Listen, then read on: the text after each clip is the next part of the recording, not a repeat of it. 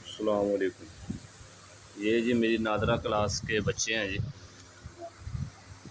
ये टक टक चलाते थे।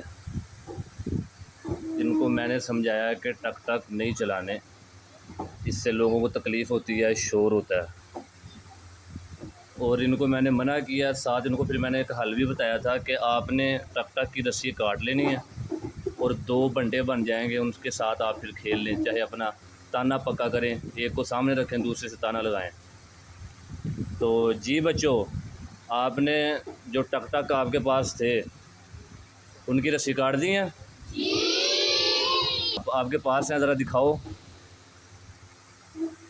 जिनको मैंने कहा था लेके आने हैं, हाँ जी, देखें जिन्होंने रस्सियाँ काट दी हैं और ये इनके 2-2 बंटे बन गए। अब इनके साथ ये खेलेंगे, शोर नहीं करेंगे इसके साथ। तो क्या करोगे अब इनके साथ आप? तो